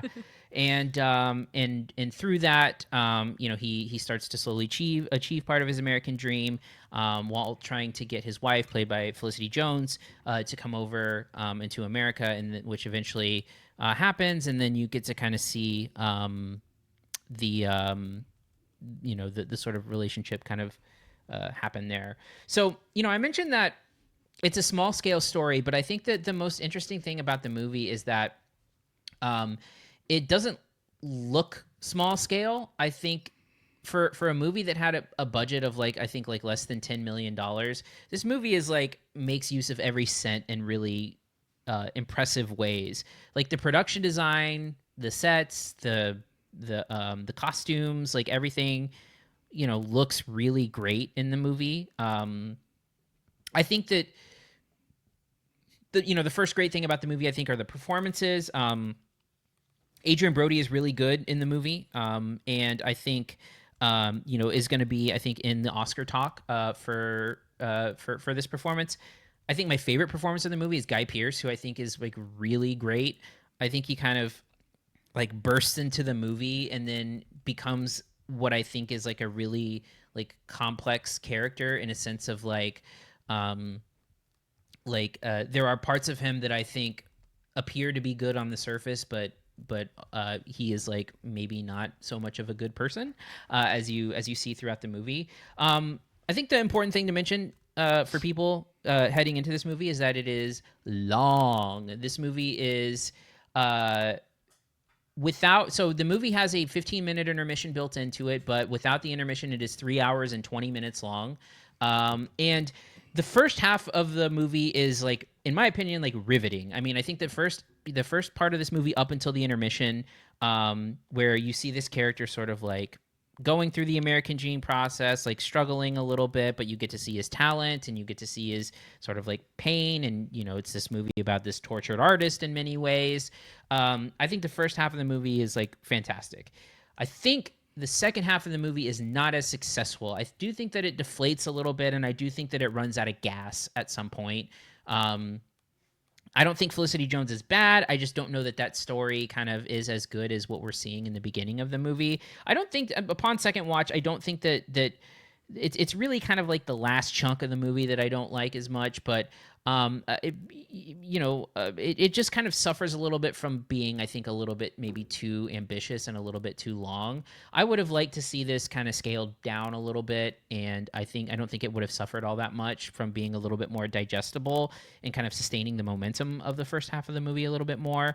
That being said, I really like the sort of I love the first half of the movie. I think the performances are great, and yeah, I'll stop there, and I will turn to Jocelyn first. Yeah, I feel like it's part one and part two, and they're just totally different movies. I feel like part one I want to watch, and I would love to see that portion, the ending of that movie, because the ending of the actual movie, I just feel like it's a completely different thing. It really kind of ruined the first half for me. I think the second half is just so out there. It sort of goes in all these weird directions. And there's so many things that are just sort of alluded to, not explored at all. I don't understand why certain things were brought in or mentioned, because it doesn't go anywhere at all. For example, his niece is brought over, and she has this weird relationship with Joe Allen. Like they were alluding to them having like something going on, and then that's just completely dropped, and nothing ever happens with that. And it was just super confusing for me. So yeah, I think all that to say, I agree with Cody. I think Guy Pearce was like just killing it. He's just like eating up the scenery, just like I enjoyed his performance more than even Adrian Brody's. But yeah, I loved the first half of this movie. I wish it had continued on like that for the rest, but it doesn't, sadly. Yeah, Kiko, your thoughts on the Brutalist? Yeah, I'll echo the same thing both of y'all said, and I'll keep this short. But the first half is a lot better, in my opinion, than the second. I'll preface this by saying the performances are great. Brady Corbett is probably one of the best directors this year. I'd put him, in top 2 or 3. And the cinematography is the second favorite of mine after Nickel Boys. It's just a beautiful film. The opening sequence of him coming up the ship is probably the best thing of the entire movie. I just thought it was beautiful. But I'm gonna end this review by just quoting what Brady Corbett said when he won the Golden Globe, and he said nobody asked for a 3.5-hour film about a mid-century designer, which is totally true. I think that's where this movie falls for me, is that it's such a beautifully directed, beautifully staged film. There's so many great things about it, but I just wasn't interested in the character, the mid-century designer. It didn't capture me the way it's been capturing a lot of people. So I understand the whole American Dream story, but his work, what he was trying to accomplish, did nothing for me whatsoever. So I think that this was a really well-made film, but just not for me. Yeah, so we'll go ahead and get into final thoughts and grades. I'll start. Yeah, I mean, I think he is probably the front runner for best director right now, assuming that something weird doesn't happen, which it always can. But it's incredibly well directed and crafted. I just think the movie just, and again, this was on my top 10 list at number, I think, 7. And I think it, the performances are really fantastic. There are moments of greatness in this movie. I just think that it kind of collapses under the weight of its ambition ultimately. So nonetheless, I still give it a very solid B. And Jocelyn, your final thoughts and grade. Yeah, I think it had so much potential, and it really is like I even thought when I was watching it, like, this is a movie. Like, this is a movie with a capital M. And then the second half just like ruined everything. So I'm going to give it a B-. Yeah, I'm actually going to amend to B+, sorry. I messed up. I was about to crumble my entire list because I know that I gave Dune Part 2 a B+, which is below it. So Kiko, your final thoughts and grade. Same thing. Performances were great. Corbett's direction is spectacular. I mean, he does such a great job with so much. It's just so much happening in the film at once, and I just think it was a beautiful film. But just the narrative itself just didn't do anything for me. So. But I mean, it's hard to say I recommend it because no regular person that I recommend this to is actually going to go watch it. Who's going to sit down and watch a 3.5-hour movie about a mid-century designer? There's an hour and a half movie that's very good. B- for me. All right, so we're going to move on to our second movie, Better Man. So Better Man is a movie that was a secret screening of Fantastic Fest. Quite honestly, it was a secret screening that pissed a lot of people off when they were there. The big chatter of the festival was, I can't believe that this, they would put this movie in a secret screening.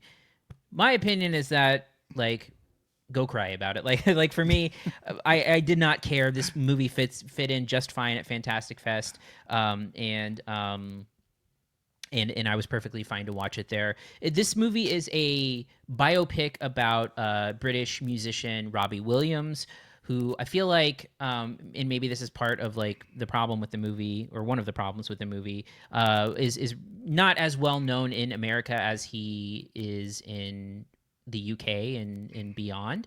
But I've been like sort of moderately aware of him, and he's had videos on TRL and shit, right? So so I was aware. And now the hook of this movie is it's not just a musical biopic on Robbie Williams, but in the movie, the character of Robbie Williams is portrayed by a CGI monkey.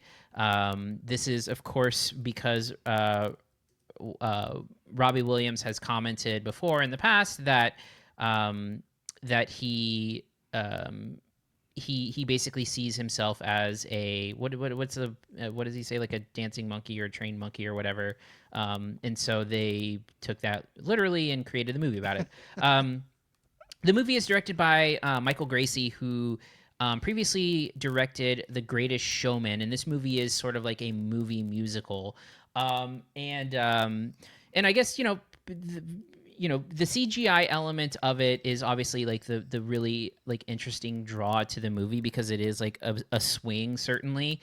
I think it works out fine. I think that the problem with this movie is I think that it's not as weird as it needs to be given its premise. Like, pardon the pun here, but I think the movie needs to be like more apeshit in order to work. Maybe like a little bit more bananas, but I think that it just it just like it feels like a very standard musical biopic, where it hits kind of all the notes, and I think it could stand to be a little bit more weird. Now I get that, like, you see like, a monkey doing cocaine or whatever, but I can kind of understand why they can't get too deep into the sex stuff, given this, there's some lines they probably didn't want to cross. But it is sort of like this a debaucherous lifestyle. It's a hard R, I think, in the movie. I think that, that being said, I think that it does hit those musical biopic tropes, but I think does them pretty well. I feel like, and I like a musical biopic, but there's a couple of like really solid scenes in it. I actually think so. There's a scene that happens to the song "Rock DJ," that is like this like huge choreographed scene in London. It's on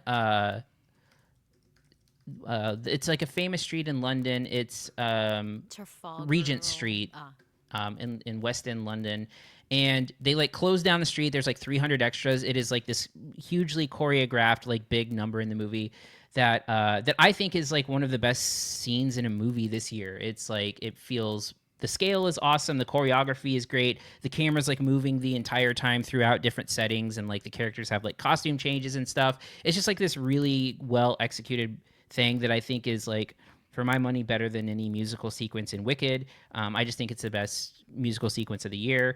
And I think that the end of the movie is like genuinely moving. I actually think that the end of the movie, Robbie Williams has this contentious relationship with his dad, where he kind of admires his dad, but his dad has been kind of absent. And there's this movie that I guess is probably, I think, is based on something that really happened, where he does a duet with his dad at a big show that I think is a really moving way to end the movie. So for me, this movie is like down the middle, solid, but not spectacular. Kiko, Jocelyn didn't see this. Kiko, your thoughts? Right. Let me just preface by saying my favorite music biopic in recent years is Love and Mercy. Yeah, it's a good one. Joan Cusack. And that kind of breaks up, music biopic, cliches and things like that, which is why I like it. There's a lot of different back and forth in terms of time frame, and I really enjoyed that. This felt very, very standard Bohemian Rhapsody type, Rocket Man type, that kind of film. I didn't think it was going to work at all.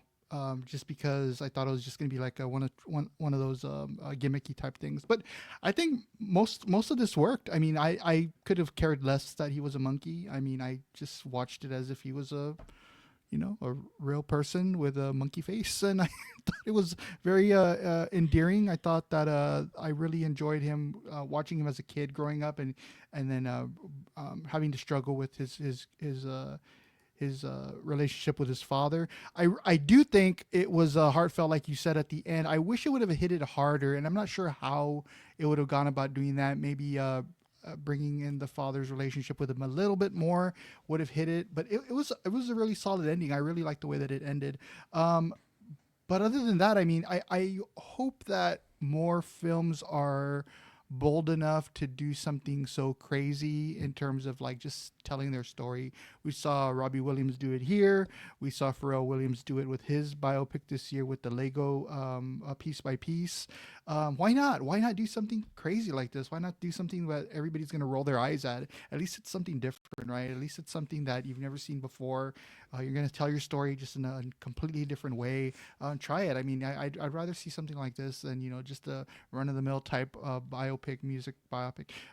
So I thought that this film was surprisingly it surprisingly worked for me in a lot of ways. I just didn't feel that emotional grip that I would have liked at the end, but everything else, I mean, I would pay money to see a monkey snort cocaine. So there you go. You have it. You had me right there. You had me at monkey snorting cocaine from the beginning. So I was on board with this one. All right, so final thoughts and grades. So for me, again, like I think that there's well executed stuff within the movie. I think that it hits the tropes in satisfying ways. I think that it is a bold decision and it's a bold swing, but I do think that it does play it relatively safe given like its construct. And at the end of the day, it's like a standard biopic where like the main character is a monkey. Like it doesn't extend, like that's about as extreme as it gets, I think, unfortunately for the movie. But there's some great sequences in here. It's the better movie musical of the year, in my opinion. I'm giving it a B-. Kiko. I would have liked to have seen Robbie Williams throwing shit at the audience myself. It didn't happen, but I think that the story itself, I wasn't familiar with Robbie Williams' work. I think one song as I was watching, I was like, hey, I know that song finally. I think it was Angels, something like that. So I recognized that. But I thought it was a sweet film as he was a kid growing up and finding his, space and getting into the industry itself. He was about 10% more of a dick than I would have liked. I'm going to keep with that. So maybe I would have liked it a little bit more. But I thought it was very surprising to me that this worked as well as it did, being that the main character is a monkey. So I'm going to give this one a B-. All right, and then we will get to our final film of this marathon here, which is The Last Showgirl. Now, I did not see this movie, but Kiko and Jocelyn did. So, Jocelyn, why don't we start with you? Your thoughts on The Last Showgirl? Yeah, so I was really excited to see this, especially it's, I believe, the first film from Gia Coppola, who is the niece of Sophia, granddaughter to Francis Ford. And I was just really looking forward to it as far as like, Pamela Anderson in her first like real acting role type of a movie. I really feel like that coming out of it, I was disappointed, I will say. I'm excited to see what Gia Coppola does next. But for this one, it felt too much of like just a rehashing of a movie that we've seen before. Like, I think Kiko mentioned that it's like The Wrestler. It's sort of like the the person down on their luck, sort of having a brief moment or, reflecting on their life kind of a movie. So basically she's the last showgirl, or she isn't the last showgirl, but she's a part of a show that is ending in Las Vegas. So it's like, what is she going to do next? Someone who has built an entire career on their looks, who is now aging out of her, career, basically.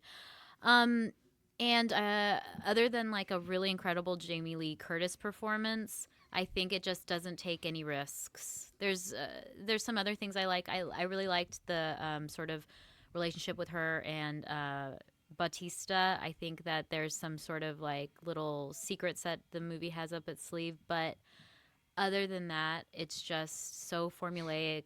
There's no risks. I really wish that they had taken like one big risk, to kind of make this a better film. Okay. Kiko, your thoughts? I think that Pamela Anderson does a good job in this. I think she's going to fall in the same category as somebody like Mickey Rourke, who was made for this movie and isn't really going to probably do anything after this that's substantial. I mean, Mickey Rourke did The Wrestler, and then he really didn't do anything after that. Maybe now Pamela Anderson is in the remake of The Naked Gun that's coming out this year. Ah, interesting. Opposite Jesus, Liam Neeson.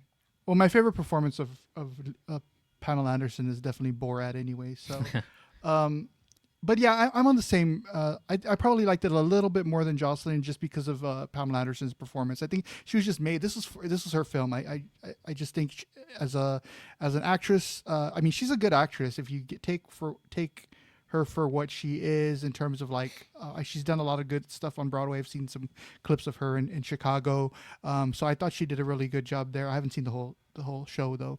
And then it's just, she seems like one of those actresses that just hasn't gotten a chance. She was like kind of put into this box and left there for her entire career. So it's nice to see her break out of that. But you're right, Jamie Lee Curtis is not getting enough recognition in this role. She's she's hilarious. She's really, really good in this, and she does like a dance that's kind of like the True Lies dance. I'm just kidding, but at like 65. No, I definitely thought Did you that. think about that, right? No, I think that they made a point to sort of do a similar sort of beginning shot that I was just like, oh, it's True Lies, and it's so sad. The dance is Exactly. just so sad. It's well done. Yeah.